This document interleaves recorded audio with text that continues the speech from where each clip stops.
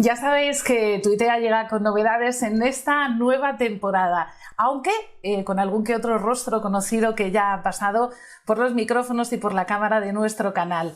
Hoy, Aitor Larrazeleta estrena sección en Tuitea.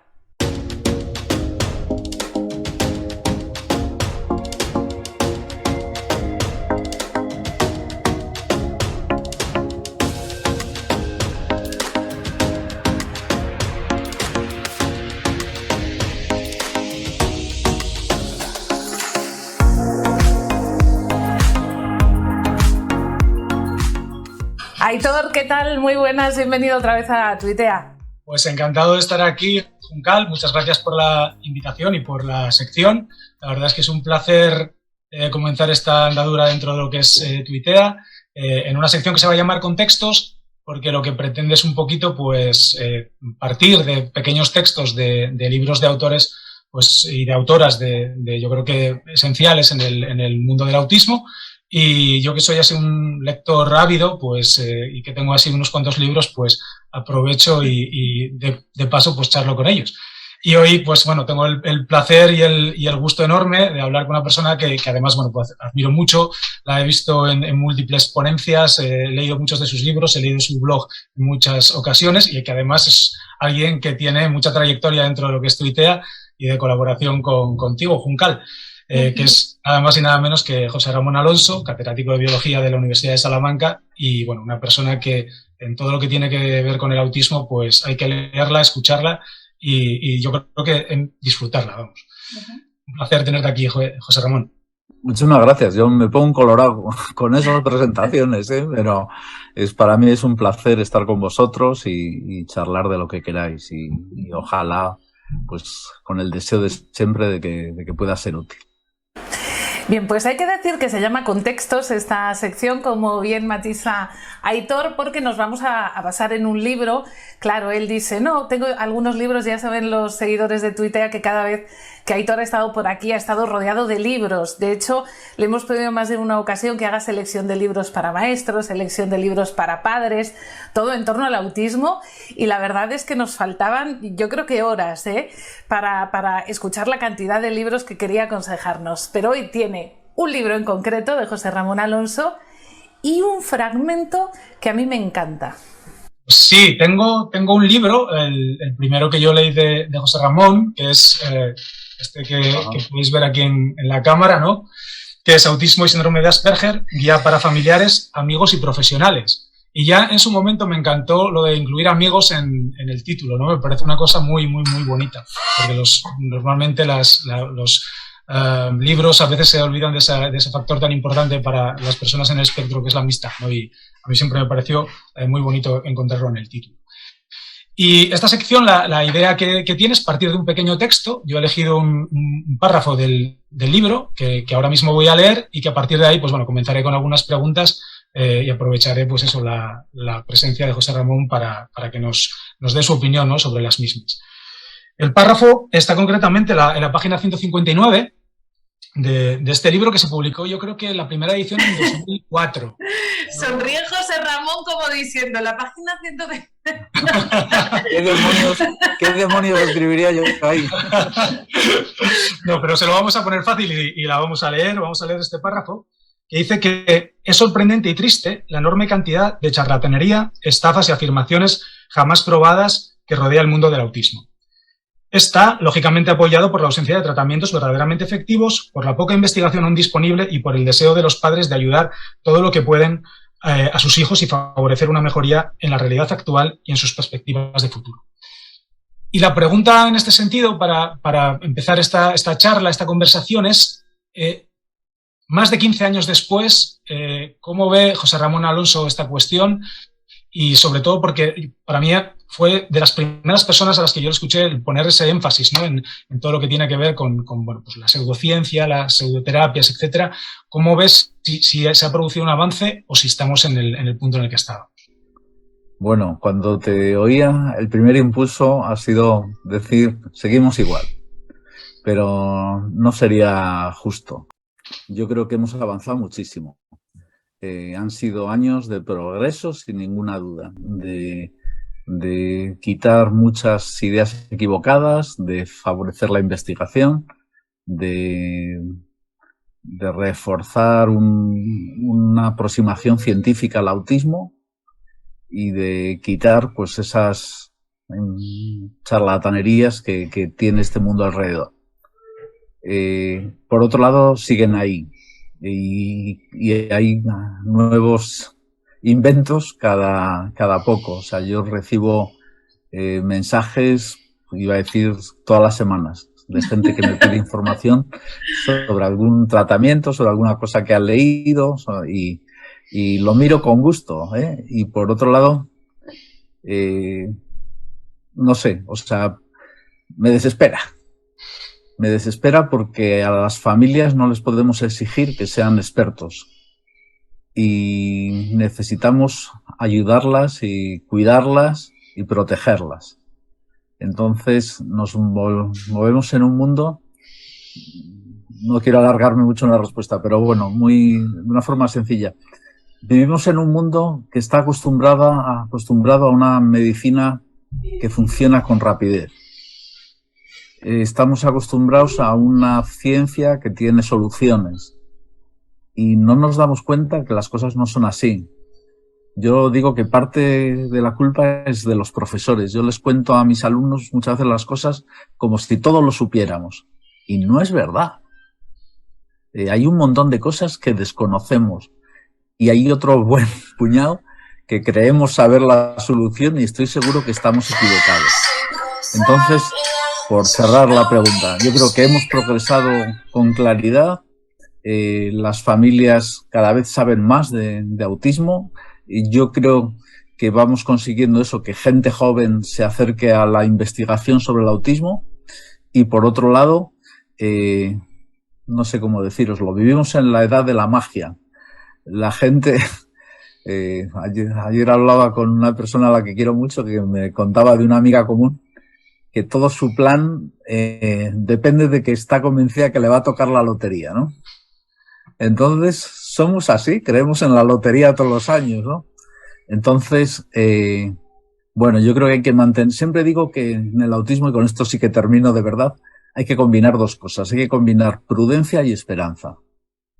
Y me parece que debe ser así, o sea, prudencia para no caer en manos de desalmados que nos ofrecen milagros, que nos prometen que van a suceder una cura rápida, total, y al mismo tiempo esperanza, porque yo digo, algunas veces lo he dicho así y la gente se acuerda de ello, digo que hay un ejército invisible, que son todos los que están ahí en el laboratorio metidos, que la gente no nos ve, porque mis compañeros, mis becarios, dices, todos están ahí con la esperanza de que su trabajo merezca la pena, de que su trabajo sea útil, y entre todos, entre ese gran ejército que está en todos los países y que trabajamos sin olvidarnos de esos niños, de esas familias, pues van saliendo avances concretos, constantes, cada día más.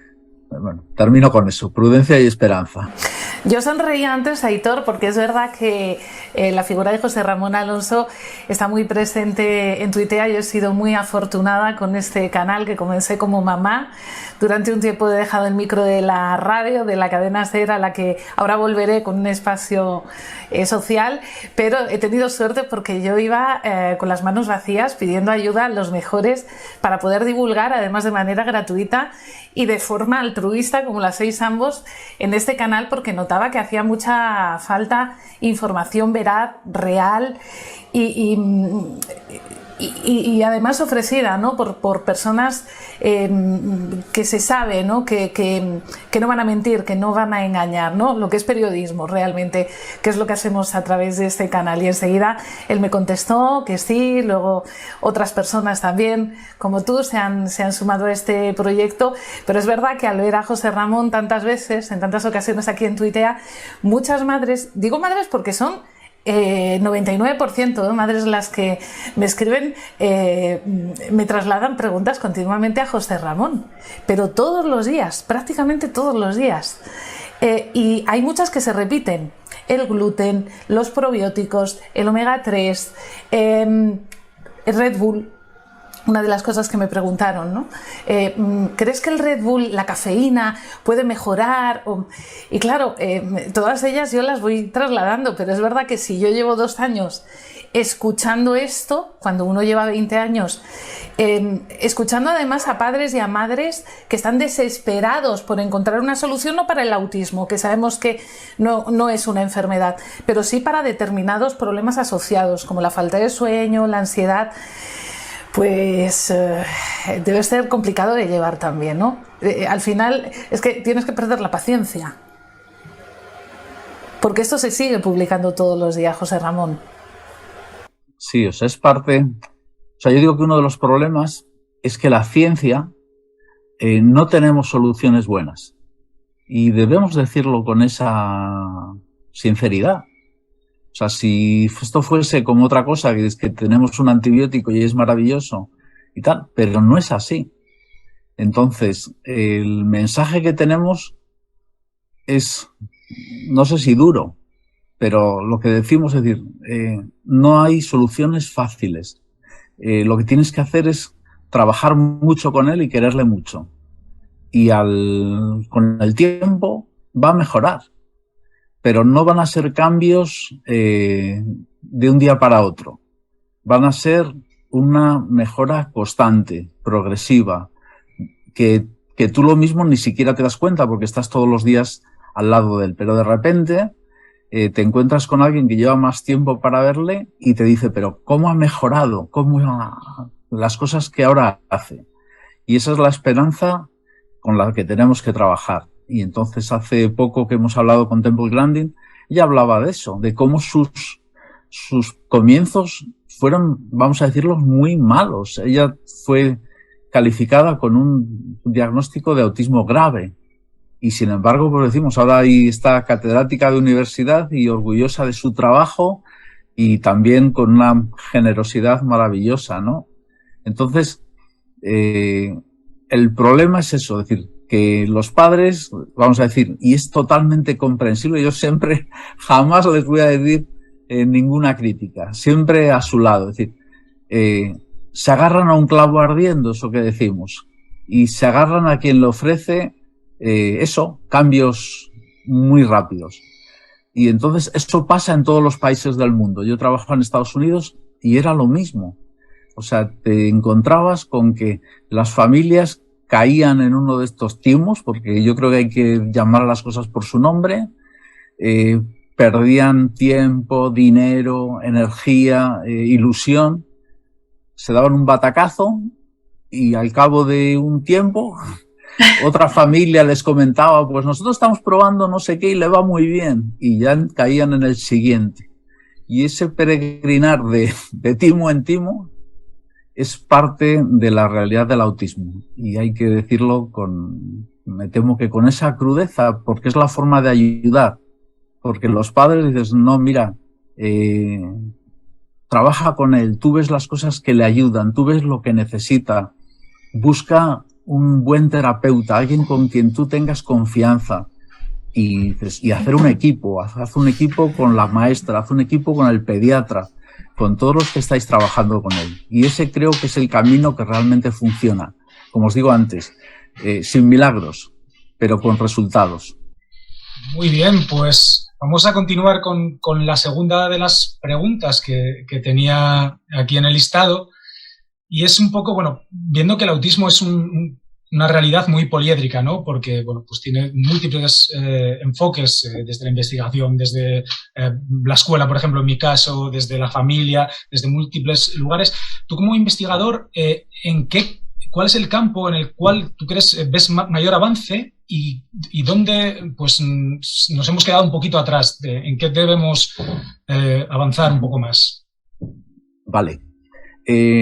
La investigación siempre somos todos súper especialistas. Nos centramos en un campo diminuto. Entonces, por otro lado, en los últimos años tenemos unas herramientas que hace años ni soñábamos. O sea, os pongo un ejemplo. Pensar en el genoma humano, que habéis oído hablar del proyecto Genoma Humano. El primero tardaron, creo que fueron 13 años, costó como 2.000 millones de dólares, lo tuvieron que hacer 100 laboratorios coordinándose entre ellos. Ese fue el primer genoma humano. Ahora lo hace cualquier laboratorio dedicado a la genética. Lo hace en un plazo probablemente de una semana. Y el coste está en unos $1.000, pero se cree que este año puede bajar a $100. Entonces, por eso os digo, imaginaros lo que era saber la genética hace 20 años con lo que es saber ahora. Entonces ahora podemos estudiar a muchos niños, a sus padres, a sus madres, a sus hermanos. Y entonces, genética del autismo es uno de los temas que yo creo que sin duda hemos avanzado mucho. Nos hemos encontrado de nuevo que la realidad es compleja, que no hay un gen del autismo, sino que hay cientos, quizá algunos miles de genes que tienen cada uno una pequeña influencia para bien o para mal. Entonces, genética hemos sabido mucho. Sabemos mucho más de conexiones cerebrales también. Es un tema que me pilla más cercano. Sabemos mucho más ¿de qué? De temas relacionados con el diagnóstico. Yo creo que los diagnósticos son mucho más sólidos de lo que eran hace unos años también. ¿Y en qué fallamos? Pues fíjate, yo creo que falla muchas veces esa aplicación al mundo cotidiano. O sea, los problemas de sueño pues son enormemente prevalentes. O sea, que hay muchos niños que tienen problemas de sueño. Y no sabemos muy bien ni el por qué ni el cómo afrontarlo. Los problemas de alimentación, de nuevo, sabemos que hay cosas, pero nos falta entender algunos procesos y trabajarlo mejor. Entonces, yo creo que lo que falla es esa conexión entre el mundo del laboratorio y el hogar de la familia. Entonces, nosotros ya os digo, o sea, es un salto que nunca es fácil, ¿eh? Que tú puedes saber las bases de un proceso, pero llegar a conseguir mejoras basado en lo que tú vas estudiando nunca es sencillo. Y sabemos, por otro lado, que es la base, o sea, que no hay otro camino. Pero yo creo, y nos falta hablar mucho más. Esa me parece también la última cosa. Es decir, hablar más con maestros y profesores. O sea, si es que decir, ¿qué es lo que tú estás viendo? Porque estoy seguro que yo puedo aprender. Yo de las familias aprendo muchísimo. Entonces, quitarnos esa soberbia que a veces tienen o tenemos los investigadores y de reconocer, pues, con humildad que tenemos mucho que aprender. Y ya os digo, pero realmente la evolución en estos años ha sido impresionante y no quiero perdérmelo, pero es que pienso que los próximos 10 años van a ser aún mejores. Pues con eso nos quedamos, con esa esperanza en la investigación. Sí, yo la verdad es que, coincido plenamente, sobre todo en lo que llaman el implementation science, ¿no? El intentar llevar de la investigación a la realidad. Por ejemplo, en el ámbito docente se pone mucho el foco en ello, ¿no? En que por una parte parece que va la investigación y por otra parte está la realidad del aula, ¿no? Y entonces intentar hacer esos procesos de trasvase de conocimiento, de confrontar lo que se está sabiendo en la investigación con lo que nosotros nos encontramos en el día a día, pues eso es estupendo. A mí hay algo que me llamó mucho la atención, Aitor, de estas veces que se apaga la cámara, pero traslado al doctor Alonso algunas de las cuestiones de las madres y padres que van comentando a Tuitea. Alguna vez ha salido el tema de los ratones con autismo, que a mí siempre me ha fascinado, que me ha llamado muchísimo la atención. Yo no sé si tú sabías que hay ratones con autismo. Bueno, así más... Bueno, claro, yo los llamo así, tendrán otro nombre lógicamente y no serán ratones con autismo tal cual. Pero básicamente, José Ramón, es la herramienta, tu herramienta de trabajo. Sí. Yo no sé por qué os da de tanta gracia, porque... Bueno, tenemos un ratón para cada enfermedad y cada trastorno y cada condición que tienen los seres humanos. Eso es así ya. Entonces, esos ratoncillos tienen características que se asemejan a algo que aparece en un ser humano. Os pongo, por ejemplo, si hay un gen que nos parece que es importante para la genética del autismo, tenemos un ratón que tiene ese gen que podemos modificar. Si tenemos otra característica que puede ser las dificultades sociales, tenemos ratones que tienen dificultades sociales o que tienen comportamientos repetitivos, que tienen algo parecido a las estereotipias. Entonces, la gran ventaja, primero hay que ser, siempre lo decimos, cuando hablamos de estas cosas, decimos que son modelos. Es algo que nos permite trabajar, ir muy rápido, porque en los ratones puedo probar muchas cosas en unas pocas semanas, descartar muchas ideas, que también hay muchas veces que vamos por un camino y nos chocamos contra la pared. La gente piensa que la investigación es lo que te metes en la cama y que de repente por la mañana tienes una idea muy brillante. Esto es un trabajo de pico y pala, de repetir, comprobar, probar otra cosa. O sea, es un trabajo, yo se lo digo a los que empiezan, digo esto, hay a quien le gusta y que dice que no lo soporta, porque es tiene mucha monotonía, por ejemplo. Y tienes que repetir, porque un resultado no te vale para nada. Necesitas muchos y confirmarlo en distintas condiciones. Pero el mensaje es decir, si yo veo que algo que yo hago en los ratones hace que mejoren su sociabilidad, que mejore cómo interactúan con otros ratones, que mejore que tengan menos ansiedad. Os estoy poniendo cosas concretas que estoy pensando ahora de mis ratones. Pues entonces esas cosas me interesan. Me interesan porque pueden darme pistas muy interesantes para algunas de las ideas que tenemos sobre la mesa en estos momentos sobre cómo abordar el autismo. Entonces, iba a decir que los queremos a los animales, entenderme también. Para nosotros trabajar con ellos tiene una parte dura, y es que que esos animales a veces hay que sacrificarlos. Y también yo digo que si quieres algo tienes que estar dispuesto a pagar el precio. Entonces los que trabajamos en esas cosas, igual que los que trabajan en cáncer, igual que los que trabajan en Alzheimer, pues dices, a veces tenemos que sacrificar a los animales para perfeccionar el estudio, para mirarlo en detalle, que no puedes hacer en un animal vivo. Pero creemos que merece la pena, que si hay que sacrificar unos animales para ayudar a personas, creemos que moralmente estamos obligados a hacerlo, usando el menor número de animales, tratándoles con un cuidado exquisito. Si lo podemos hacer con otras vías, con modelos informáticos, hacerlo con los modelos informáticos, pero a veces al día de hoy de la ciencia y en todo el mundo, en los laboratorios más sofisticados, trabajan todos con modelos animales. ¿Pero hay una especie específica? No. ¿De ratón con TEA? No. No. Cepas llamamos. Cepas. Son como razas de ratones. Entonces hay ratones que tienen características especiales y entonces crías esas cepas. Entonces nosotros criamos esos animales porque os pongo un ejemplo que a la gente le llama la atención. Nosotros tenemos unos ratones que son fluorescentes verdes, ¿vale? Con una luz como la de las discotecas, son de un verde chillón. Una luz de estas negras que llamamos, es la típica de la discoteca. Un gusiluz de toda la vida. Eso. Lo que duermen los niños, sí. Lo interesante es que no es que sean verdes externamente, todas sus células son verdes.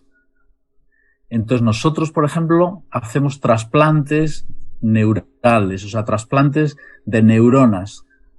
Entonces las que trasplantamos luego las podemos seguir porque esas células son verdes.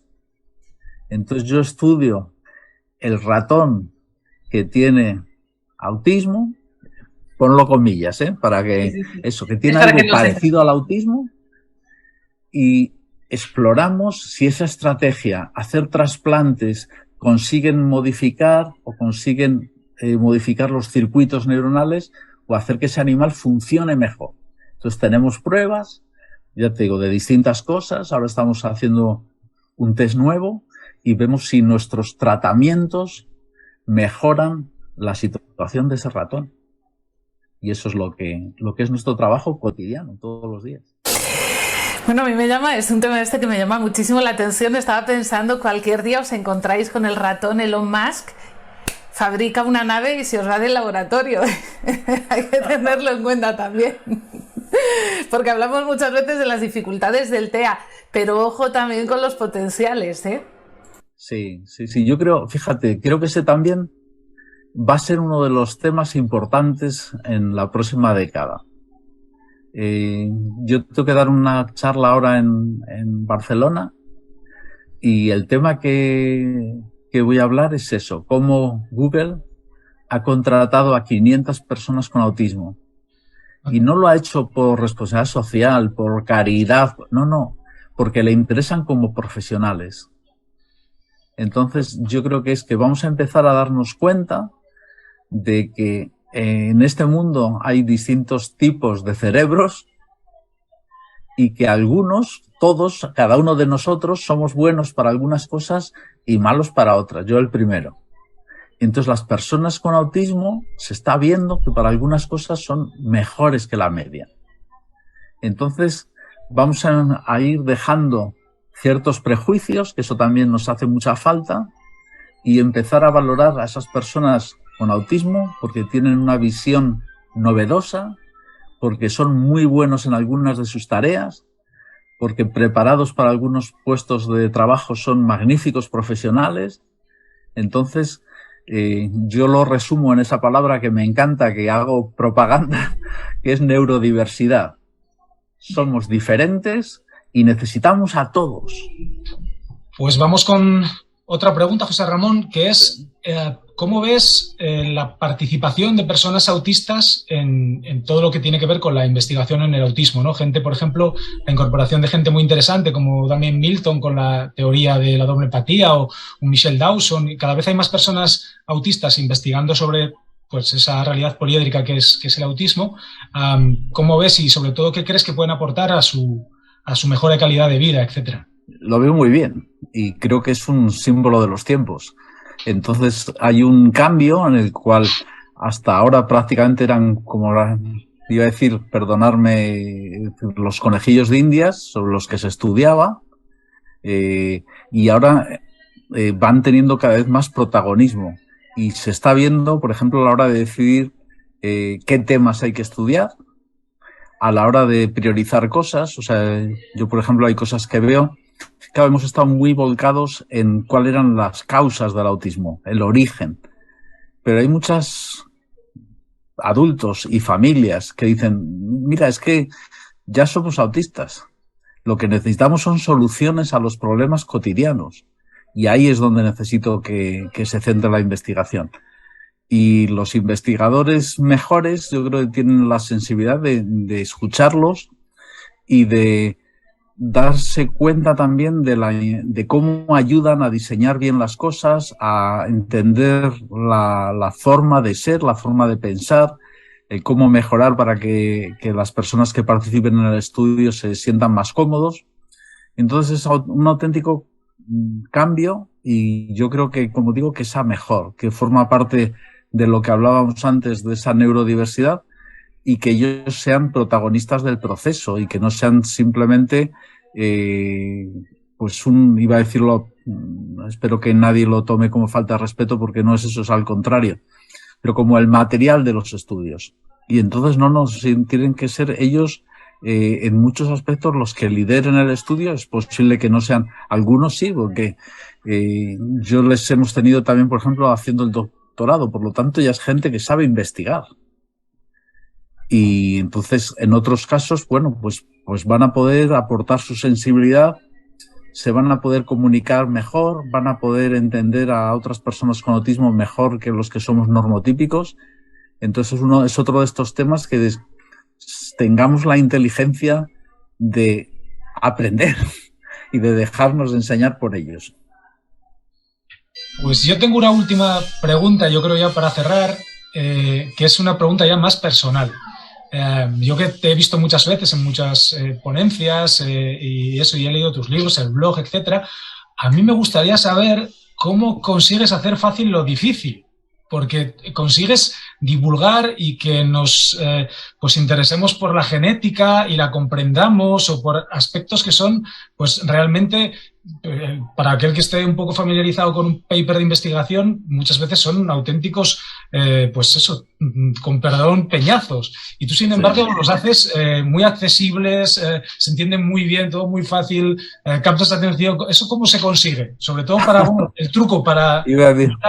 Mira, me he acordado antes, cuando has sacado el libro, yo no pensaba que iba a ser ese libro. Porque Ni yo, Ni yo. Es de hace tiempo. Y entonces, yo ese libro fue casi lo primero que yo he escrito. Había hecho una cosa técnica antes, pero realmente el primero. Entonces yo lo llevé a un editor de aquí de Salamanca. Está editado aquí en una editorial pequeña, local. Y él, que es un tipo muy inteligente y muy interesante, me llama al cabo de un tiempo y dice, mira, lo vamos a publicar porque está bien. Dice, pero hay un problema. La parte de biología no se entiende nada. Y yo soy biólogo, entonces fue como una bofetada, ¿no? Entonces me di cuenta que sin darnos eso, sin apreciarlo, sin darnos cuenta, usamos una jerga que creemos que un montón de términos y un montón de cosas son de uso general, y es mentira. No es verdad. O sea, yo creo que pasa, por supuesto, en todas las profesiones. Pero aquello para mí fue un jarro de agua fría y un estímulo. Digo, no, oye, yo me dedico a dar clase. Entonces tengo que saber contar las cosas adecuadas a la audiencia. Claro, cuando escribes un paper para especialistas, pues hay un lenguaje. Y cuando yo participo en un programa que hay para dar clases en los pueblos. Y entonces estos pueblos diminutos de Castilla y León, que me citan normalmente las antiguas escuelas, y me encuentro unos 7, 8 señoras de 80 para arriba que vienen a oír la charla porque es lo que pasa en el pueblo esa semana, ¿no? Y entonces digo, oye, estas mujeres que llevan toda la vida trabajando han dejado sus cosas para venir a escucharme. Han tenido la deferencia de darme la bienvenida, están ahí con una atención maravillosa. Digo, yo tengo que estar a su altura. Entonces, pues es eso, se hace un esfuerzo de explicar las cosas con sencillez y claridad. Y yo tenía algún profesor que me decía eso, si no las sabes explicar con sencillez, es que no las has entendido bien. Y yo creo que eso pasa, ¿eh? O sea, yo me doy cuenta, algún artículo que tengo también en el blog, digo, si está muy enrevesado es que no lo he entendido yo bien, porque si lo he entendido de verdad, lo sé contar como cuando le cuento a mi madre cosas, decir, pues mira, estoy trabajando en esto, y claro que lo entiende. Entonces, eso, o sea, que no, desde luego no es ningún don especial, es también que llevo muchos años dando clase, que me gusta mucho divulgar, me parece muy importante. Nosotros, al final, los que estamos en el laboratorio ahí metidos, necesitamos ese contacto. Y por otro lado, estamos financiados por la sociedad. O sea, yo digo, cuando oigo cosas de bajar impuestos, yo defiendo la educación pública, la sanidad pública y la investigación y desarrollo públicos. Eso se mantiene por los impuestos, por ninguna otra cosa. Entonces, tengan mucho cuidado con lo que hacemos con los impuestos, ¿vale? Bueno, pues ha sido un placer, como siempre, escuchar al doctor José Ramón Alonso, de quien aprendemos infinito sobre autismo, y fíjense, hasta de ratones y de editores en Salamanca. Y, como no, también a Aitor Larrapeleta, logopeda, maestro de audición y lenguaje. Es curioso, pero nunca había dado con alguien que fuese ambas cosas, ¿no? Siempre está esa dualidad de la L no es logopeda, el logopeda, bueno, pues en este caso también es un especialista, se puede decir, en el autismo, y que nos va a acompañar con estos contextos. Hoy con él, que ya sabemos es el primer libro sobre autismo de José Ramón Alonso, y con el cual recibió su primera resplandina por parte del editor. Muchísimas gracias, José Ramón Alonso. Gracias también, Aitor. Gracias, Aitor, también. Gracias a ti, José Ramón, y a ti, Juncal. Muchísimas gracias también a todos aquellos que nos siguen a través de tuitea.es. Seguimos también en las redes sociales. Hasta pronto.